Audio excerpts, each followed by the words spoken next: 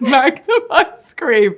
I can't go a day without drinking a magnum of champagne. Okay, guys? That's me. Any haters out there can jog on. Hi, I'm Zawe Ashton, and I'm here with ELLE UK to play Ask Me Anything.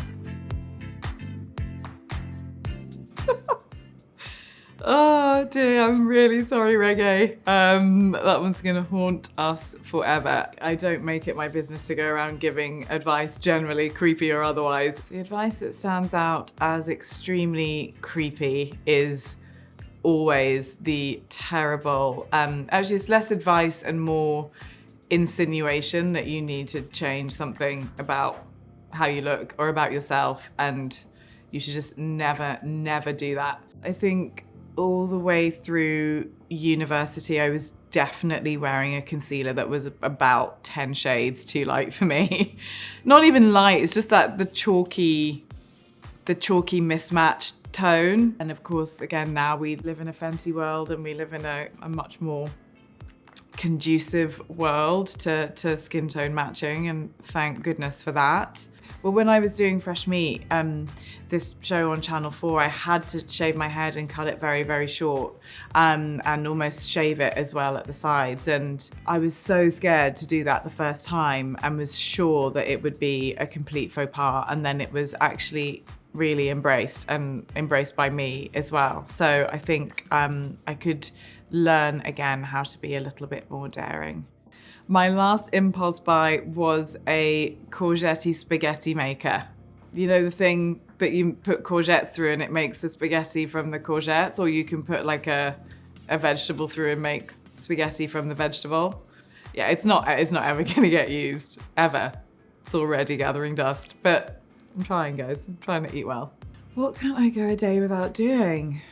I don't think at the moment I can go a day without having a Magnum. I'm not working for Magnum. I have no endorsement with them. Magnum ice cream. I can't go a day without drinking a Magnum of champagne. Okay, guys? That's me. Any haters out there can jog on, because that's just who I am. It's just who I am. No, it is sadly the Magnum ice cream. Oh, it's a Magnum, isn't it? It's literally what sums me up. It's just an ice cream on a stick. It's sweet, enjoyable, and relatively low maintenance. Wow. Okay, so my next birthday party, and I can pick 5 superstars to be there. The first person that always springs to mind is RuPaul. I would really like him to be there. And then I would want to talk to him about who he would like the guest list to be, but then if I have to just decide it by myself, it would be him. Iman, definitely be there. She's a wonderful spirit and would obviously bring the glamour that we all needed. Beyonce, because, I mean, do I need to say enough? Do I need to say why? I think I would like to invite Baz Luhrmann. I just feel like that's a good dynamic. And then the last person, I would like to invite Nicholas Braun, who plays Cousin Greg in Succession, because he's just an absolute legend. I think that's a good balance. I think that would be a slamming party. I think making a commitment to continually work on yourself is probably one of the sexiest things you can do, to be honest. And you don't necessarily think that when you're a lot younger and you're dating and you're getting into relationships, but making that vow to continue to grow as a human being and to continue to investigate the more complex parts of yourself, or the more broken parts of yourself, or the less attractive parts of yourself is a huge gift that you can give. Learning how to fall back in love with yourself, I think, will always guarantee you being able to continuously fall in love with anyone else. I think I actually am finally starting to grow up. A